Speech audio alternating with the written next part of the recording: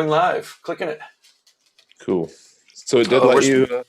Where's my script? Well, hey, I think we are actually live now. Thank you very much for tuning in to the Monday morning Reinventing Drawing Group with Jake Meeks of the Fireside Tattoo Network. You should definitely check out his YouTube channel and his websites. We'll definitely make sure he plugs everything as he's leading us through this Monday morning. It's great. Thank you very much for getting up bright and early for us on the East Coast, even earlier for the West Coast, Europe. It's it's a pretty good time for everyone to draw. So the whole point is every Monday morning at 9 o'clock, Jake leads a group of tattooers. Some people beam in, some people are just drawing on their own and hashtagging it Reinventing Drawing Group. And you should also hashtag it Fireside Tattoo Network and make sure that you're joining his YouTubes and his networks and all that stuff. So while we are testing out to make sure this is going out, this is beaming out to the Reinventing the Tattoo Network. We have a mobile app that is downloadable in the all of the app stores. And we have, as you can see here, it's a little bit of a community. The events section is pretty robust. We're live streaming out 3 to 6 times a week. And we are streaming on YouTube. Let's see here. Yeah, it is going out on the YouTube 1 and YouTube 2. And you'll have to check the stream for the Fireside Tattoo Network, Jake. All right, I'll check that. And so let's see. So this is the Monday morning 9 o'clock open draw. If you're in the chat rooms, please let us know where you're beaming in from, and if you're making art, what medium you're using. And every Monday at 9 o'clock, we get up to do this. It's a lot of fun. Tonight at 7 o'clock Eastern, Renee Little is going to be letting us beam into her art jam in Oklahoma City. So we will be doing that just before the 9 o'clock Reinventing the Tattoo subscribers exercises. We do those every Monday night at 9 o'clock exclusively for people who subscribe to Reinventing the Tattoo. It's $2.99, but it gets 1 day a week exclusive exercises led by Guy Aitchison and all sorts of guest artists. It's pretty amazing. So that is our Monday schedule. Let's see what else we have coming up here. The subscribers won't. Oh, go ahead. Does not look like we're going on the Fireside YouTube. It says waiting still. Okay. But, so you know right. What? If you log into it, you might have to go to it and then click go live. If it wasn't set to auto go live. Yeah. Let's see. Okay. Oh, you know what? How about this? Let me click the button. This is why we test. Thank you everybody for using this time to subscribe and let us know where you're beaming in the chat room. Check it out now. Let's see if that did the trick. There we go. Looks like it's live now. Cool. Perfect. So tonight's 9 o'clock subscribers exercise at Reinventing the Tattoo is the culmination of 4 or 5 weeks of elements, and it'll be pretty awesome. Everybody who's been working on the projects that beams in is going to get critiqued. It's going to be sweet. On Tuesday at 1 o'clock Eastern, 1 o'clock p.m. Eastern, we have a Tattoo Machine Madness, and until we come up with a better name, that's what we're calling it. It's a panel of machine builders. We have Tony Urbanic, Dave DeCimito. My fucking pronunciation is horrible. I'll ask Tony next time I talk to him. From Veritas Irons, he's been building machines forever. Carson Hill, who's of Numa fame, is going to be beaming in, and maybe some other guests. And if people dig, then we can be doing the machine panel regularly. That is 1 o'clock on Tuesday. Check it out. So then we have Thursdays at 12 noon is the Tattoo Collecting Podcast. Fawn Baker and Jordan Rukas are interviewing tattoo collectors. It's pretty awesome to get the tattoo collecting perspective. There's tons of interviews with artists, and we love doing them, and we have a lot to learn, but it's also amazing learning straight from collectors. And it's going to be a pretty sick time. I think this is a client of Ty McEwen's. He's getting a full-on bodysuit, and it's always fun getting the pictures when they email the pictures over to kind of put up. Then it's pretty amazing. They're talking to amazing collectors. So even if you're just curious about tattoos, you want to learn straight from the awesome tattoo collectors that they're doing. Every Thursday at noon, they beam in live. All of these, you could find the replays on the YouTubes, and we're just setting up the Reinventing the Tattoo YouTube channel. Right now it's like Tattoo Television and Tattoo Now. But what we always suggest is going to the App Store, downloading the Reinventing the Tattoo app, going to the folders, and you will find the library, it's the inspiration library, into the videos, and you'll find all of these different shows. Let's see what else we have in the schedule. How to Build a Paul Rogers Style Prefab Tattoo Machine by Tony Urbanic. That one does have a fee, but it's 8 2-hour seminars, live seminars with Tony as you build a tattoo machine. And everyone, if you're tattooing, obviously you should be knowing how to do this kind of stuff. It's pretty amazing. Check it out. 8 2-hour seminars? That's 8 2-hour seminars, live seminars. Yeah, he's going to be building them. Wow. While you go, he's got the ingredients list, and we're using the new educational engine, so that everything's broken up kind of into chapters, and so the replays will be available. If you miss the live ones, you still can get the replays, but it's not too late to join and get in on it live. It's $2.99. I think an extra $150 gets you the bag of parts, but really, he's encouraging everyone to scrounge up the parts around their shops. But if you want to, just check it out. It's tattooeducation.com/build a tattoo machine. Wow. And for the amount of value that Tony's bringing to the table, it's out of control. He'll probably bring in some guests too. I wouldn't be surprised. That's a great idea. So that starts January 12th, 10 a.m. We'll do Tuesdays, 10 a.m. Eastern, 8 weeks in a row. It's going to be a lot of fun. Tuesdays are going to start to get packed. And that Tuesday night, we have Hablamos de Arte, con Bueno, Salvataria. My pronunciation, I'm sorry, I'll get better at it. This is going to be an art jam in Spanish, en Espanol. That's 9 o'clock. So feel free to tune in, and everyone gets to speak Spanish. We'll do our best to facilitate technically and start learning more Spanish. Woohoo, bueno. Fiesta, dame dos cervezas, por favor. History of tattoo conventions with Marco Leone. He's one of the first tattoo conventions in Italy. Alex Van Dutch, who's originally from Italy, now in Vietnam, worldtattooevents.com. He's been doing interviews with awesome tattoo convention promoters. Wednesday at 8 p.m. Eastern, we have Live in the Castro. This is an interview with Ace, and hosted by Haley Adams and Jess. Sorry about that. I'm doing this completely unscripted. Haley is awesome. She's been doing interviews with the LGBTQ plus people of color, all sorts of awesome, interesting interviews. And check out all of the replays. She's doing them once a month with her co-host Jess, straight from the Castro. Anyway, the point being, fantasy art paintings. I just this list kind of goes on. This is all January. There's a still life with Nick coming up. That was drawing really... groups. Oh no, it was plein air that he did last time. That was good. I sat in on that one. Actually, we streamed it on our channel too. Yeah, that was good. Anytime Nick does still life in plein air, you really get to see processes, because he's such a process based person. You get to see like how you trust the process and how things evolve. He's definitely very methodical and loves to explain, and his seminars are pretty sick. The holistic tattoo and holistic art, and pretty much, everything. And he's one of those guys who definitely had to get past his, the stage fright, and so it's awesome to have him on all these. And I guess we all still, 5 minutes before the video goes on, it's like, oh shit, right. It's too early to get something to calm my nerves. Yeah.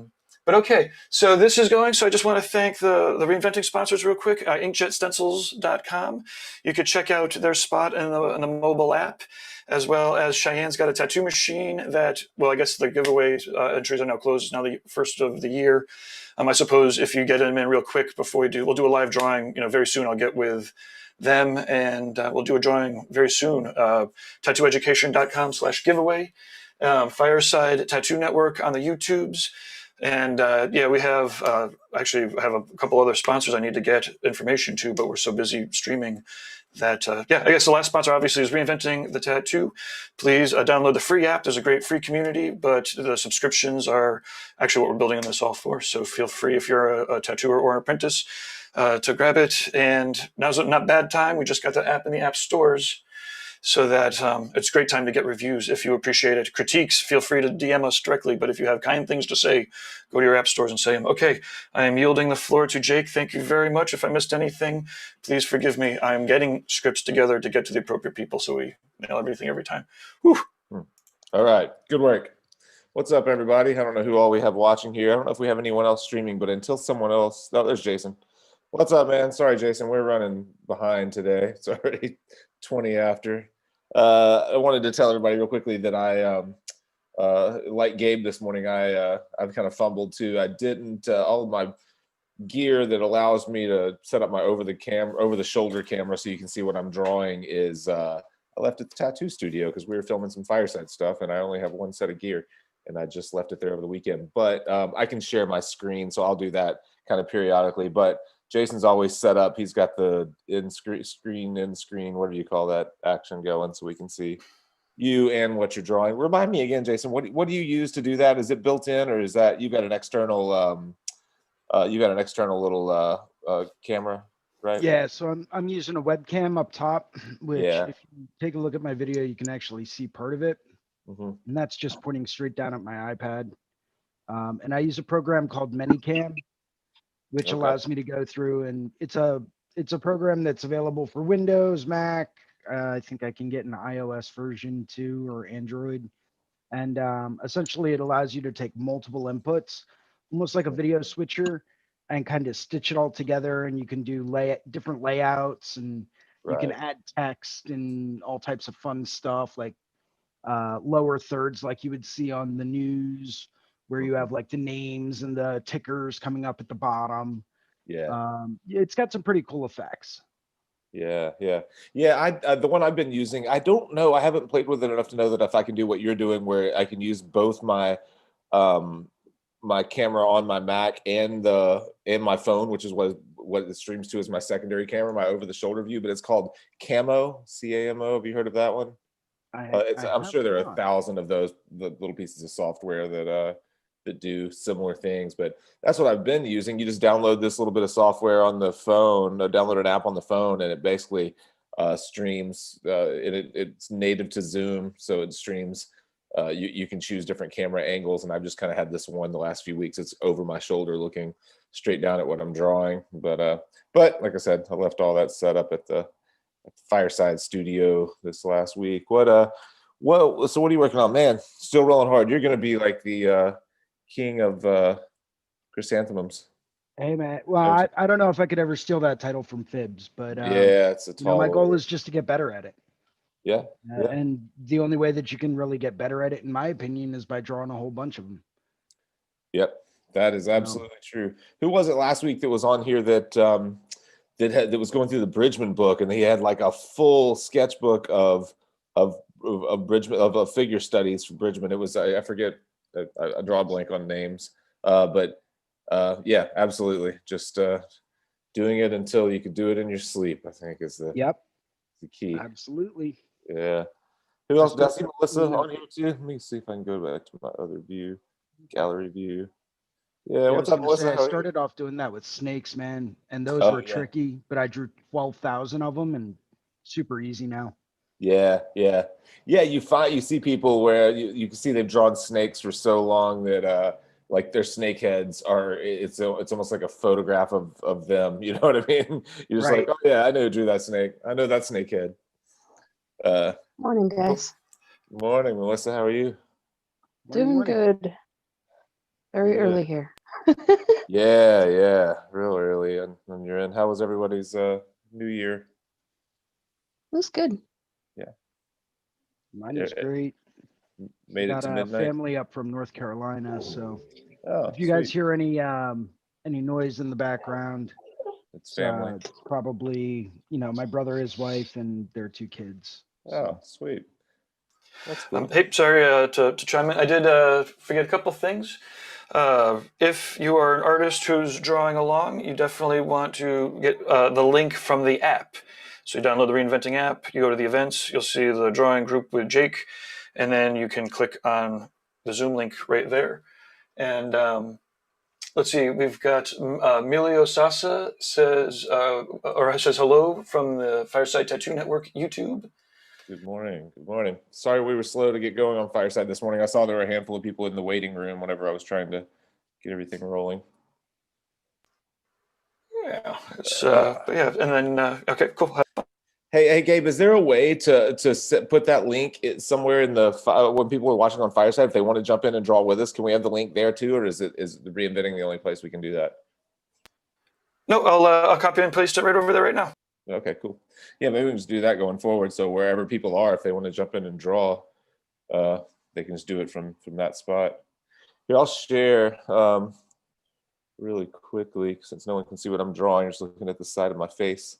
I'll do a quick screen share. I did something different. I've got this draw. This is I have 3 drawings for this week. So I've got plenty to choose from to draw. But this is my Wednesday drawing. It was the easiest because can you guys see my drawing? Okay. Let me put you feature. Okay, There cool. you go. So this this is something that I almost never do, but this guy wanted a lion head, so I started like playing around with lions, and then he started shooting me reference, which was all in this kind of chaotic blackwork style, the stuff that Eddie Stacy's been doing. And I have that Tattoo Smart set. So I was like, oh shit, I don't draw like this, but I know the style you're talking about. So I basically just started with a stamp of one of their lions. He has like 5 lion heads on this set. I think it's called, I don't know which one it's called, like Chaotic Beasts or something like that. So I just stamped it down, and there were some things I didn't like about the proportion and stuff of it. And I'm still kind of playing. I haven't messed too much with this, with the eye in the background. It was a little bit of the perspective is kind of wonky, but it's it's a stamp. It's kind of a starting point. And so I just dropped that thing down and started drawing on top of it. And so literally I'm, 20 minutes into this drawing, and it already looks like a drawing that I could shoot over to him. Super cool. Stamp sets are useful. Absolutely. Just to chime in, I think a lot of people misconstrue them and they're like, oh, I can draw that stamp. There you go. That's what you get. But it really is meant to be a reference and a starting point to draw something original and something your own. It's not meant to be a shortcut or a piece of flash unless, specifically they want that specific exact design. Yeah, So I think it's a common misconception. Yeah, that's an important point. Russ took a little when they started moving from brush kind of sets to these stamps. I know he took a little bit of a pushback, but all it is digital flash. And when we were talking about it, I was like, you're probably getting that pushback from people who never drew without the assistance of Google or Pinterest or you know what I mean, or anything like that. Like from people who whenever in my shop or the shop that I worked at for most of my career before before probably 2007, 2008, we didn't even have internet in the shop at all. And so we had just a shelf of books, and some of it was flash and some of it was just like books of flowers, books of letters, books of whatever. And you had to make do with those books. And so we used flash as reference constantly and just drew traced it out and then drew on top of it to make it our own. And that's essentially what these things are. Looking at these kind of stamp sets, they're kind of like you can use them as placeholders. I've got the one that's like skulls and roses and stuff, and all it is skulls and roses from all different angles. So if you're just trying to figure out what the perspective is of the piece, you just drop them in as placeholders to kind of get a feel for what the layout is, and then drop the opacity or find other reference that find photographic reference that actually is from similar angles to draw from. But just when you're organizing, the shapes and stuff that are in a piece, it's like there's no easier way than just dropping those things out at different angles and kind of arranging them and seeing what they look like. I'll stop sharing here. Absolutely. So such a collection. Jason, hold that thought real quick before I forget. And we've got Chris Hall says, Jake, that looks great. Referring to the tattoo that you just had on board. Thanks. Edward Pooler says hi. Maria Liaufi says, hey, my friends. Thomas St. Pierre says, looks great. Thank you. I assume, or maybe talking about any of the 3 of us. So. Yeah. I was going to say, I've got such a collection of brushes. I don't know if you can really see what I'm scrolling through here. Let me look. Let me pull. I've probably got very easy 300 different sets of brushes and Oh, really? brush stamp sets. And I've got stuff from guys like Dave Tevanaugh that are, if you need something more neo-trad, even more of like a neo-trad Japanese, like Dragon Head, Maple Leaves, Fire, Wind, Yeah. different Oni heads, Tiger heads. And granted, they're all done in his style, but he's got some other really great, really useful sets as well. Where Yeah. So I'll use these grainy smudges and stuff like that he's got, and they are unbelievably phenomenal. I think we even brought up some of the special effects brush sets from Ross Abbott and Tattoo Smart during one of the last reinventing classes. But I mean, I've got everything in here from BJ Betts and Yeah. the Protoplast sets for placement have been unbelievably useful. Yeah, those all the things are super Japanese helpful. stuff, watches, moths, butterflies, reapers. They just come in such handy for everything, man. They're great. Yeah, absolutely. On the Fireside Tattoo Network YouTube channel, so that's Fireside Tattoo Network on the YouTubes, Emilio asks, is the stamp set for Procreate as well, or only for Photoshop?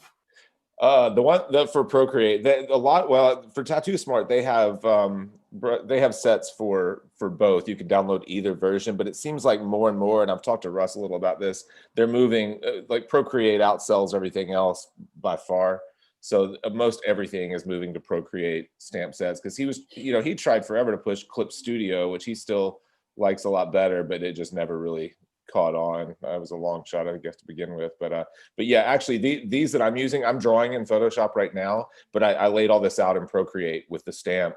And then I tend to pull into Photoshop mainly because of this big, you can't see it today, but I've got this 27-inch Cintiq tablet, and I just like drawing on the tablet so much more than I like drawing on an iPad. And I like the stylus, the Cintiq stylus, a lot better than the Apple Pencil. Cool. And then Sean Mikulewski says, hi from South Carolina. Hello. Hey. So worth reminding everybody, hashtag your stuff, reinventing drawing group, if you're drawing along. Chris isn't beaming in. He's homeschooling right now. Okay. Go Chris.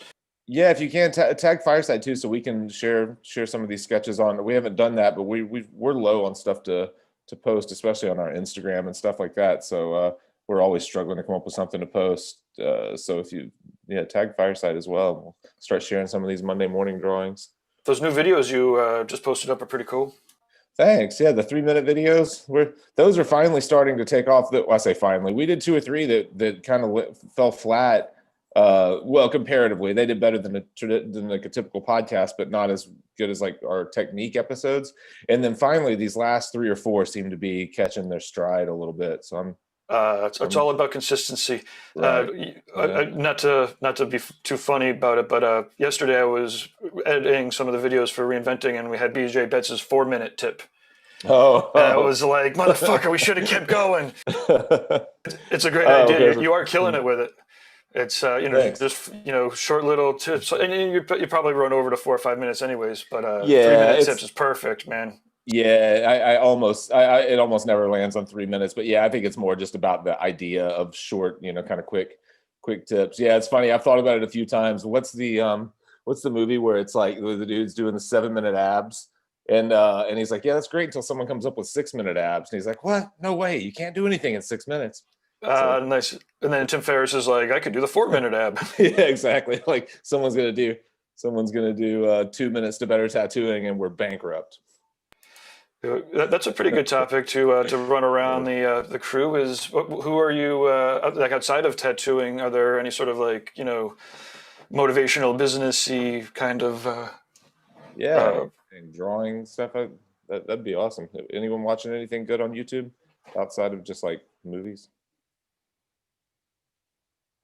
No, nobody. Melissa, you haven't said anything yet.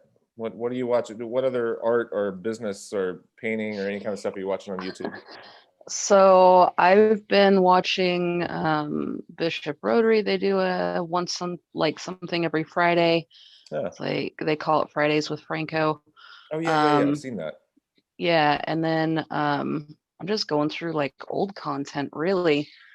I didn't usually use YouTube for a lot of like tattooing stuff until recently. Mhm. So I'm kind of just exploring and finding things. But I also find like motivational speeches and stuff that kind of piques my interest. Yeah, me too.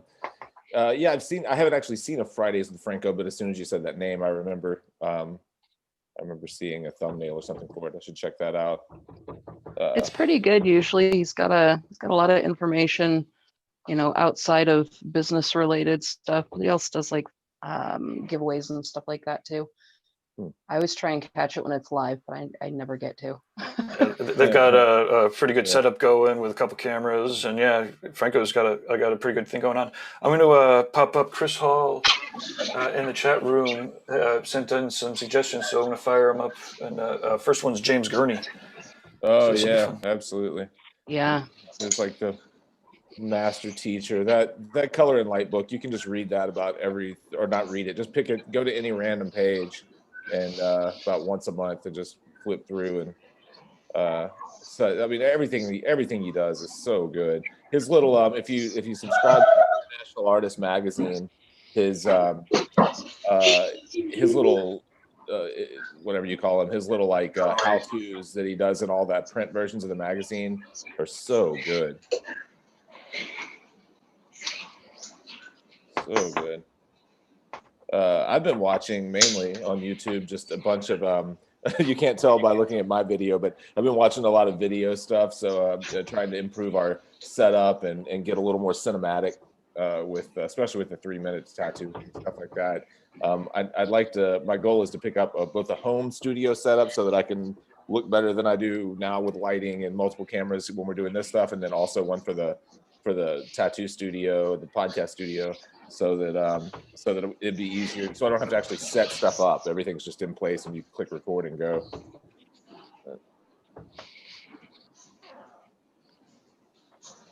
Who else just popped on? I just saw.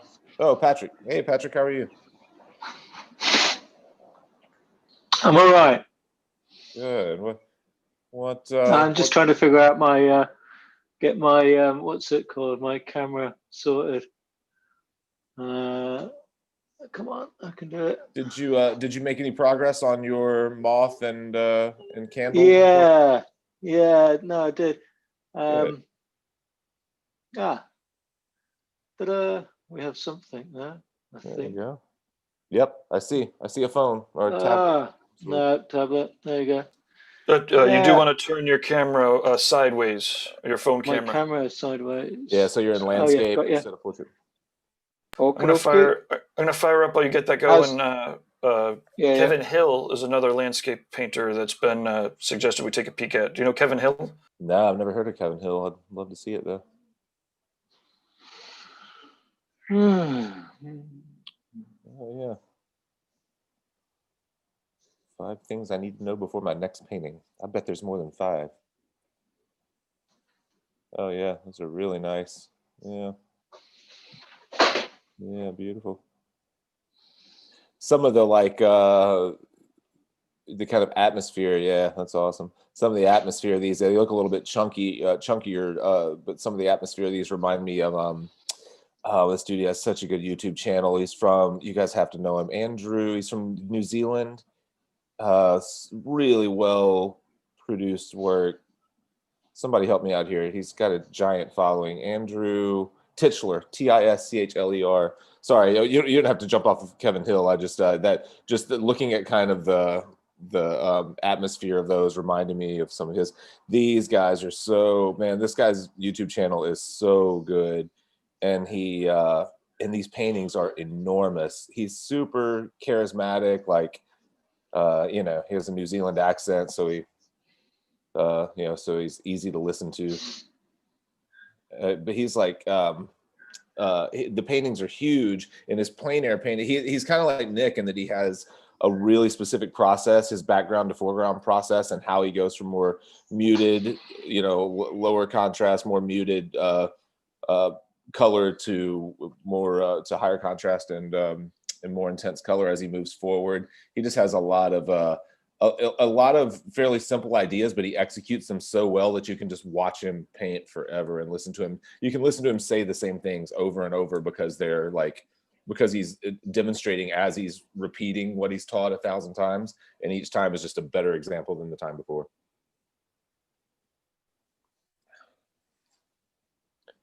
So go to fireside/Andrew Titchler and make sure he knows that we sent you. That's a joke. I don't know.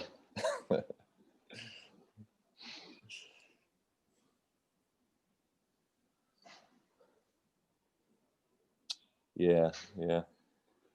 One thing that I thought that's so interesting about him, I start, Melissa, you're painting right now, and you're doing an atmospheric or a seascape kind of piece.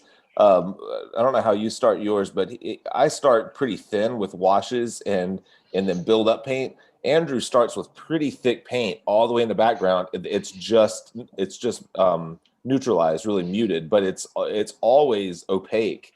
And I'm always surprised by how much paint he's putting down, especially when the whole canvas is bare or just has the tone or whatever he toned it with. And then he starts painting in the sky. It looks like he's using super thick, heavy paint. And you're like, oh, that's going to be way too intense. And then as he moves forward in the painting, the sky just dissolves back into the background. It's pretty cool to watch it happen.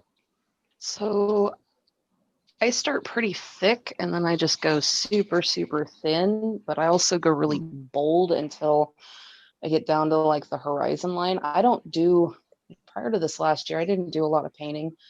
In fact, I did my first landscape painting in acrylic, like on Mother's Day. And then I went into oil after that. So a lot of this is more experimental and just kind of playing. I don't have any kind of like actual teaching with paint aside from gouache. But I usually go pretty opaque near the horizon line, and then I drop in my land colors, and then I just kind of start layering over. And sometimes I mix up like which layer I should have done versus which layer I am on. And so it's kind of frustrating, but at the same time, it's a learning process. Yeah. So do you build an entire ground first, or do you start painting on white canvas? Or whatever. So with something like this, I do the drawing, like the line work drawing first, and then I transfer it over with carbon. But there have been times where I just literally just start and go wherever it takes me. I like doing these big, bold, bright colors. It's kind of reminiscent of, when I first started tattooing with color. I was a black and gray artist for 17 years with charcoal. So I didn't really bust into color until about 5 years ago when I started tattooing.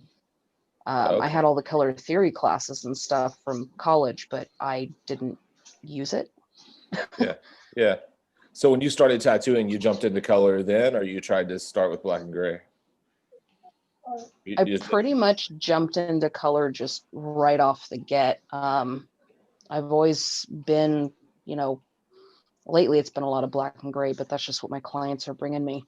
And I've got a lot of cover-up work right now, but no, when I started tattooing, like everybody wanted color. So I immediately jumped into color. I think exploration when you're painting, just to chime in here, exploration and trying out different mediums can be one of the most useful things that I have ever personally found. And it's one thing that I got when I was in college was exposure to all of these different mediums. I had a class in aqueous media, which is anything water-based. I had classes that taught in oils. I had classes in acrylics, soft pastels, graphite pencils, you name it. I was forced to use it for these individual classes. And I found that personally just helped open my mind to what's possible with a different medium.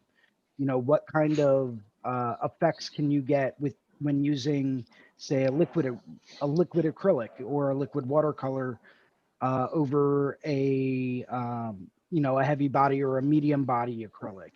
You know, how does that suit what your ultimate end goal and vision would be when dealing with something more like expressive figure drawing? Maybe trying something more like a soft pastel as opposed to a charcoal could be useful.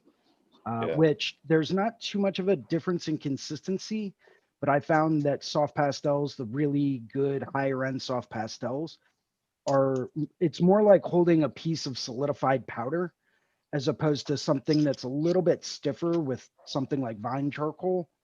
But just the effects that you can get using different mediums really helped expand my horizons and what I like to do, and help me really focus down on, you know, how, if this is my ultimate vision in my head, what medium am I going to use to achieve that? Yeah, yeah, yeah. To that point, when an example that I have that's similar is when we first launched our foundations course. It was probably 5 or 6 years ago. It wasn't a standalone course that we actually took on like 10 or 12 people. I did it with a buddy of mine, Adam Shaw, who's a really good illustrator and painter. And we actually sent out all the materials for people to draw with, and so we shipped an actual skull and some chunk block vine charcoal, kneaded erasers, a couple of different types of erasers. And the idea originally was we were trying to get people to simplify shapes and values, so we didn't want them using tools that they could really dive into detail in. But what we found with it, first, everyone hated it when they got everything. The first 2 or 3 weeks, people were trying to draw from life, which they weren't used to doing, and they were trying to use these big bricks of vine charcoal, which was driving them crazy. And but as the class developed, you found people's kind of unique mark making, like the way that they tend to, like what comes out of them just naturally whenever they finally give up and relax and just start.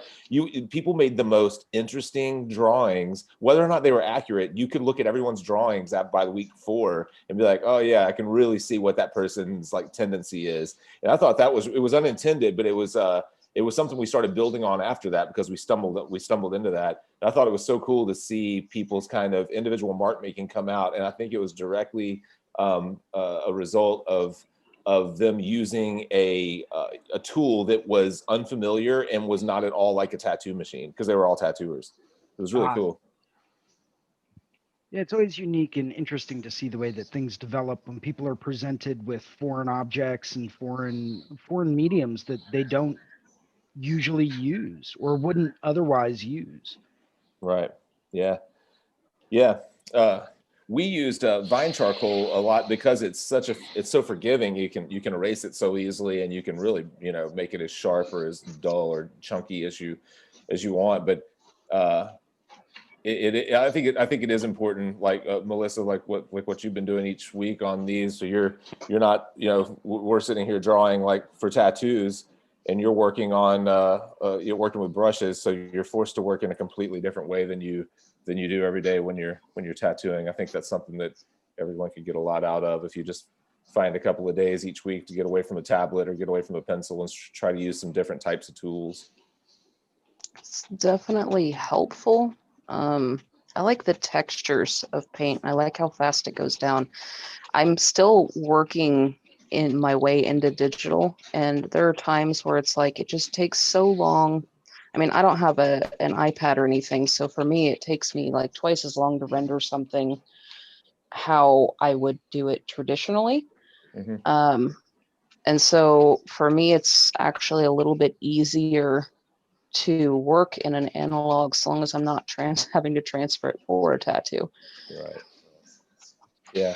Why have you intentionally not bought an iPad or some or digital tablet or just like let's see, November 2019 is when I finally stepped into digital, and I wanted an iPad, but it wasn't within proper budget for me to do so.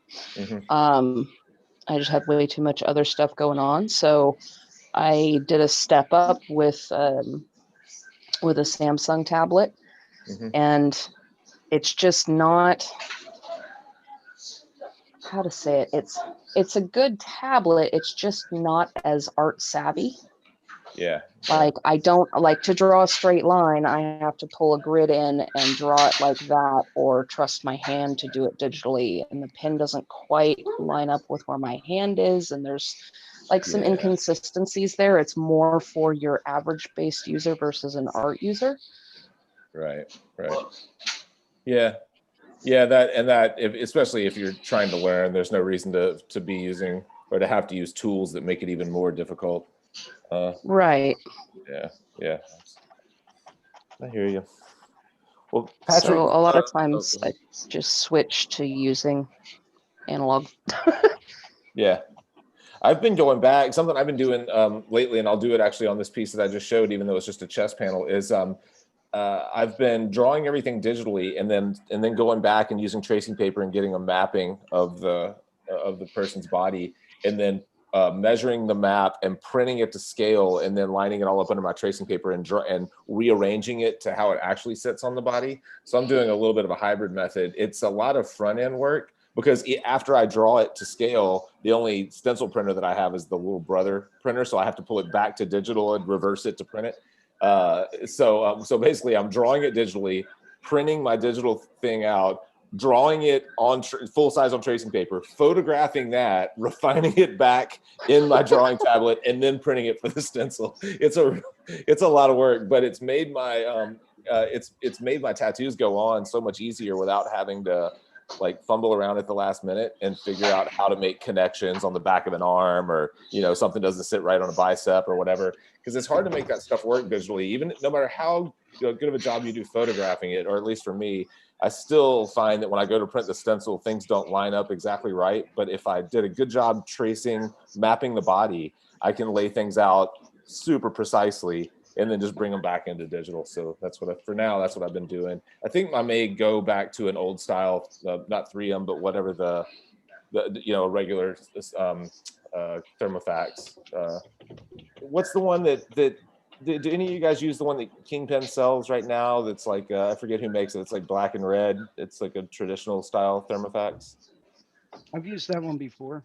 I think that's the one I'm using.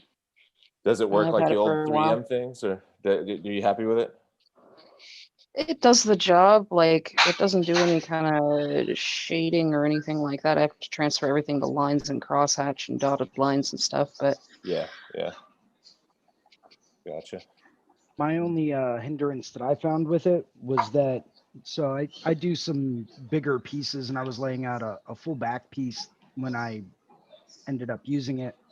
And my only issue with it was that with a 3M, like the old ones from like the 70s and 80s, and even before that, they don't have any kind of an automatic shut off to prevent overheating or anything like that. So you can run through 9, 10, 11, 12 pages at a time without any issue. If you're working off of 8.5 by 11 sheets and you got to tape them all together, well, you're going to have to run, 6 pieces of thermal fax paper, maybe even more, depending on how big the layout is. With the new ones that are sold by Kingpin, I think it's 8 or 9 pages that you can run through, and then you have to wait like 15 minutes for it to cool down. Gotcha. So if you're trying to go through and get a whole back piece set up together, well, you can either run a few pages and then go and grab a cup of coffee and let it cool down, and then run a few more pages.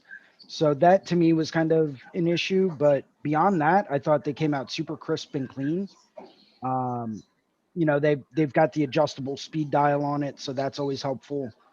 But to me, it's like if I need to run through 9 pages, let me run through 9 pages. Right. Yeah, it seems like for a shop that could turn into a real issue if you have 5 people trying to make stencils.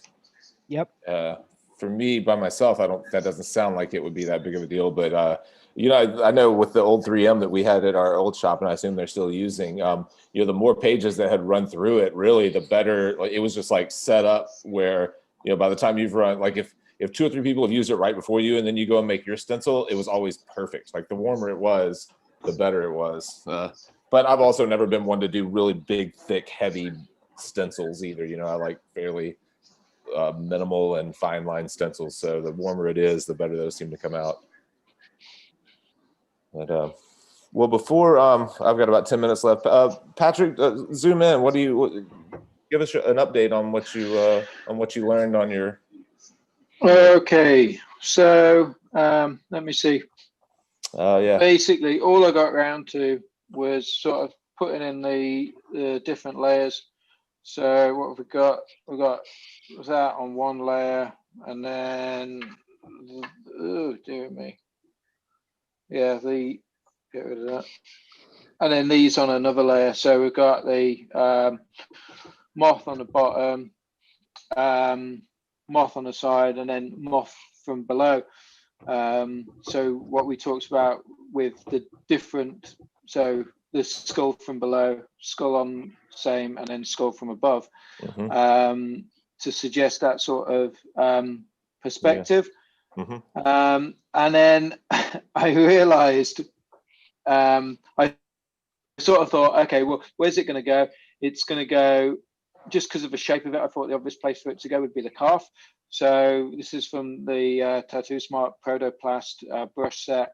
So there's a calf there, and called the candle, and then the flame goes in the middle. So that works nicely. But then I'm back into that of it being, you see a calf, you're looking down at it. So maybe it might work better on a back or something like that. Yeah, I don't know. I think that with the one skull looking up, with the one skull looking up, that's a perspective that you can. The one at the very top, that's a perspective that you can, that makes sense looking at it, from above. I like that you're starting to kind of play with overlapping them. Early on, it seemed like each of the moths were not only kind of similar in size, but also they were all. You could see all of them, like they were almost kind of like stacked around each other. I like the idea of overlapping some of them and creating a little more, kind of like interesting shapes, and then also that gives you the opportunity to create a little more effect in between them. So yeah, I like the way that it's going. Well, that's all going to get deleted here. That's going to be, this one's at the back, middle, and then foreground. Yeah. And then the flame, that's going to be the tricky sort of one to get it all in. But again, I used for this skull, for the angle, I couldn't figure it out myself. So I ended up on the Tattoo Smart. There's a brush set called Pile of Skulls. Yeah. You were talking about like the Skulls and Roses brush set, and it was a choice between the two, whether to go for that Skulls and Roses one or I think they're both good. I have both of those. I think they're both good. I don't know that Skull and Roses is better than that. It just has roses as well. I think the biggest thing is that is it the Pile of Skulls that has both the grayscale version and the line version, or is that the Skull and Roses? I think that's the one with the roses on. But okay. Yeah. But the Pile of Skulls got the PDF with all the sort of lighting and the lighting on the inside as well. That looks insane. Those are super cool. I've been through all of that stuff. I'm just trying, I didn't use them a whole lot to start, but like I said, I just like dropped this stamp down on this lion. I was like, man, that's so helpful. And I'm going to start trying to use them as starting points going forward. Yeah, and then you can sort of put your own like curves on things and what have you, and like even just like the Jeff Ensminger skull set, and you're sort of looking at stuff like that, and you think, oh well, okay, so he does that with his where that part of the skull meets the ridge above the eye. He sort of tends to do that. So, I'll see what that looks like. And, so you can sort of, it doesn't have to be the entire skull or, just sections of it or, sort of, you learn from looking at things, don't you?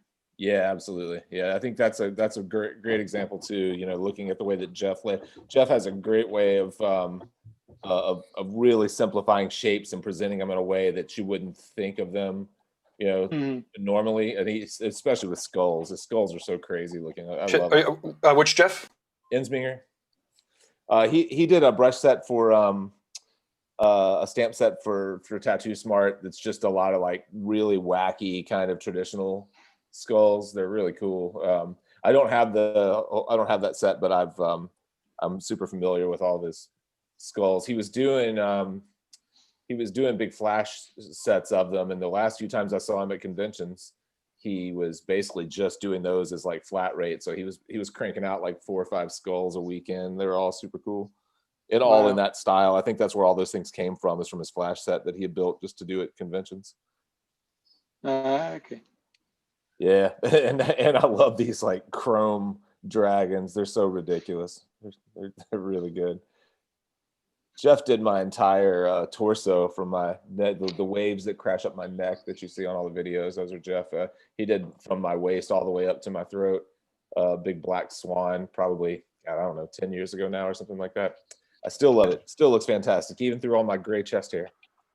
Nice. He was our very first guest artist at the shop I owned back in the day. Oh, really? No kidding. Yeah. It was very fun. Yeah, I like to get him. He's been on our show, I don't know, multiple times. He was on once with Baxter years ago, and then he's been on his own while he was doing my tattoo that we were just getting rolling on Fireside. It was pretty new, and he was one of the first kind of bigger named artists that we ever had on, and I was always real appreciative of him. But he's a smart guy. Yeah, he's great. Now, what do you have for upcoming seminars or workshops? You always have something that people can join in. We just wrapped up. Well, not just before the holidays. We wrapped up the Find Your Style with Andy Chambers, and I think I'm getting tattooed next week. Oh, speaking of that, I don't know if I can do this next week. I'm flying to Virginia Beach. I'm getting tattooed this time next week by Andy, and we're gonna go back and we're gonna go back and look at the way this one went and plan a version 2.0, which I think will start, I'm hoping around early March, and that will be another live, I think we're going to stick with 6 people. That seems to be about the most we can handle. We meet once a week, and basically we're going through and designing a full sleeve start to finish with Andy's kind of methods in mind. And so it kind of combines illustrative tattooing, really kind of creating your own idea of illustrative tattooing, and kind of pretty advanced ideas in sleeve design and large scale tattoo design. And he's really got some knowledge bombs on how he thinks about sleeves in particular. So that's the next thing that we got planned. And then I'm hoping to keep doing those. I think I was talking to Scott and Allie, my Fireside team, basically, about I love these small groups. We can't reach a lot of people, but it's really beneficial to everybody. I'm thinking about continuing the Find Your Style and maybe doing another illustrative style tattoo, but then maybe doing one in bioorganic. I talked to Guy just a little bit about it at one point, about maybe hell yeah. And maybe doing one in just picking different styles, people that really are doing something unique in different styles. I actually do you know Cooper from he's The Superstition on Instagram. I don't know his work, but I don't know. He reached out just on New Year's Eve to say Happy New Year's, and we started talking a little bit, and he's been wanting to do more educational content. And I don't know if you ever watched our podcast episode with him, but it was incredible. One of the better ones that we've ever done, I think. And he's talking about he was talking about starting his own YouTube thing. And I was like, man, we should definitely do some type of a Find Your Style workshop with you, because his process is really interesting. He does. I mean, if you know his work, you know how unique it is. And one thing that caught me off guard, I always thought he was using these huge fields of opaque gray, and everything he's doing in these full back pieces, it's all gray washes, but they are like buttery smooth, and it'll be like 8 by 8 inch sections of like a light gray that looks like it's superimposed on the skin. And I've seen them in real life. It's amazing technically how good he is. I can't. Do you know what the title of the video might be? I'll fire that up just before you go. It's called, yeah, I do have to get out of here. Probably if you just type in Fireside Coop, C-O-O-P. I don't know what we called the video. It's been, that was probably 2-3 years ago now. But if you guys have never seen that one, it's a little bit long-winded, I think. It might be 45 minutes long or something. But that was one of the first times we talked about how ink gets into the skin through a vacuum rather than through a being pushed into the skin. And he had some interesting kind of visuals on how that actually works. That's it. How ink really gets into skin. Cool. There you go. Yeah. How many views does that have? Oh, only 37. See, that video. I need to go through and do a video just on what people should watch, because there are so many good ones that don't have hardly any views, and then a bunch that are pretty mediocre that have like 300,000 views. It's like, man, you guys are watching the wrong Fireside videos. Well, we should definitely chat, because that's why when I was asking you about the strategies, like we could take like between cards and end cards, and there's also ways to automate linking so that if we wanted to point to a specific YouTube video from all of your descriptions, there's a utility that'll go in, it'll edit all your descriptions, and either at the top or at the bottom, it'll be like, hey, check out the new episode on. Yeah. And because part of that next phase really is like just making sure that, I mean, obviously you're doing an amazing job at it already, but sometimes. I think a lot of times when you end up with as much content as we have, it almost, in my mind, it might be more valuable to spend some time curating that a little bit better than it is just to keep pumping out more, because so much good stuff kind of gets bypassed because it came out, it came out 3 or 4 years ago, and people just don't go back that far. Yeah, and you could definitely go through and treat everything with another round of details, and then all of a sudden they perform better and whatnot. And again, ultimately, it's high quality content over time, consistently, that people are interested in watching is what people are going to want to watch. So yeah. Cool. So should we go around and do up our closing talks and tell everybody where we're from? And yeah, go for it. Jump in. Whoever. Okay. Jason. And you need a boogie right now, Jake. So should you go first, or should you go last? I'll stay for that. Go ahead. I'll go last. Okay. So I'm Jason Leeser. I've been tattooing for about 10 years. I work out of the Inkwell Tattoo in Southampton, Pennsylvania. It's like 30 minutes north of Philadelphia. If anyone wants to reach out to me, has any questions about anything at all, Procreate or art in general, or even just wants to say hi, feel free to hit me up. You can find me on Instagram at Philly Inc. I'm always down to answer questions and talk art, talk tattoo, whatever. Yeah. Who's up next? Go on, should I jump in? Go for it. Perfect. Correct. My name's Patrick. I work in a studio in Narberth in Pembrokeshire. We call ourselves Sursum Tattoo. There's 4 of us working there. I do combination hand poke machine work, and only been tattooing 3 years. On Instagram at Patrick Boothman, all one word. I got into reinventing through Jake's Fireside. And which there's some, like he says, there's some absolutely classic episodes. One of them I particularly liked was Rory Keating. Yeah. And he talked about wood carving and how wood carving was relevant as a different practice to tattooing, and like subtractive, making that negative space. I can thoroughly recommend that, particularly for people that are doing large black work, tribal style stuff. So he was great. Rory apprenticed directly under Leo Zuleta, and so he has some interesting stories. He's an interesting guy. Hey, Patrick, next week, I didn't realize you were doing hand poke tattoos. Next week we have to jump into that. I'd like to talk about that. Okay. Yeah, sure. Cool. Melissa, are you there? Yeah, I'm here. So sorry guys, it's morning for me. It's almost 7. Right. So you can find me on Instagram, MAC_MISSA. I'm located out in Staten, Oregon. Super tiny. It's not even a capital city, but I like it. I don't really specialize in a whole lot. I'm just a single artist studio. But I like doing creatures and that kind of thing. Fun fantasy type things. Black and gray or color, whatever. Yeah, this is what I'm working on today. It's for tonight. I don't know if it'll be done by then, but I'm trying. Oh, it's for the reinventing the paint group Yeah. tonight. Sweet. Yeah, I'm happy with the progress of it so far. I've got a lot of layers to go. Thankfully it's acrylic, so. Yeah, it's looking good.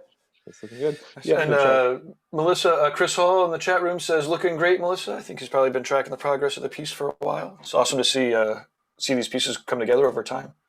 Awesome, thank you. It's always cool. Always cool. Well, sweet. I'm gonna jump out of here too, everybody. I'm Jake. I'm from the Fireside Tattoo Network. If you don't know it, and just go to firesidetattoo.com or jump on YouTube and type in Fireside. Hopefully, if we're not the first thing that pops up under Fireside, we're second or third. I'm trying to work on being the first thing that pops up under Fireside, but that's all right. We've got, I don't know what's coming out this week, to be honest with you. I've got Kingpin sent out the new critical battery packs to a handful of us YouTube folks, and I was planning to put a review out, but I just thought of one test I want to do. I'm going to test it. It's a crazy expensive power pack. It's like $600 for 2 batteries and a dock, and I've been using these $40 Amazon jobs. So I'm going to put it out as a $40 battery pack versus a $600 battery pack. But one test that I want to do, I've been using the thing for a couple of weeks and I like it. But one thing I want to do today is I'm going to turn them both on at like 7 volts and just put them on 2 different pin machines and let them run and see how long they run. So that's my last test. So if I get that done and get the finishing stuff shot, that will be out this Wednesday. If not, it'll be out next Wednesday. And then in that case, I don't know what comes out this Wednesday. But anyways, I'm going to move on. Thank you, everybody. Thanks, Gabe. Awesome. Thank you very much, man. It's exciting to watch these keep happening. Thanks. Yeah, thanks a lot. See you guys later. Been fun. Thank you. Take care. Thanks. Right, bye. And I'm going to blast out a little promo for the Reinventing app, because if you've made it this far, then hopefully maybe you're interested. And let's see here. I'm going to spotlight for everybody. Okay. Now this is the, nope. I guess I got to actually turn it on. But the fun part is you go to your app store and fire it up, and it's pretty awesome. It's got the event list here. Actually, you know what? Let me share the screen, and you will see it. It's pretty amazing to watch everyone kind of participating and also just being clear about where to find things. So this is the screenshot. You could also go to community.reinventingthetattoo.com if you don't have the mobile app. And the event schedule here is where you will find all of our upcoming shows, including our regular 9 o'clock in the morning Eastern Reinventing Drawing Group with Jake that you're watching the tail end of now. We have an art night coming up from 7 to 9 with Renee Little out in Oklahoma City. That's kind of the warm-up to the Reinventing Subscribers Only critique that's happening 9 o'clock every Monday. It's not always a critique. Sometime or more often it's a variety of different exercises that will lead in to the next exercise or be part of the Reinventing curriculum. So definitely consider subscribing to Reinventing the Tattoo. Machine Builders podcasts, go with the app, download, and you will see the whole full schedule. This is the subscribers area, which is the the Reinventing canon. So you can kind of, I don't know if you can see it. This is the full course curriculum for Reinventing the Tattoo. And Guy is actively going through all of it and updating it, giving it a good once over for the new year. But he's also updating it and adding to it all the time. It's pretty crazy. What else do we have here? We've got different groups. So you can join, those public groups, private groups, tattooer groups, and they all end up here on the feed. And you'll see, Renee's got a notice here, but we'll see this is T-Von's pretty sick back piece for the 4 elements that everybody's been working on. This project people are working on here. Excuse me, it's pretty sick. Different tattooers. Anyways, this is you might notice that there's no place for you to just like post.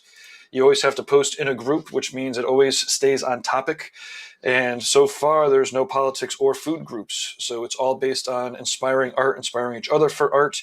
And it's pretty awesome. Anyways, you could explore all sorts of things. We've got the lab, the library, galleries. I can go on, another 20 minutes probably, but I don't need to because you can just download it, check it out yourself. Okay. I'm going to click the button at any given moment. Everyone want to say their goodbyes, and we'll catch up. I think we'll catch up with everybody tonight. Take care, Have a guys. good day, y'all. Okay.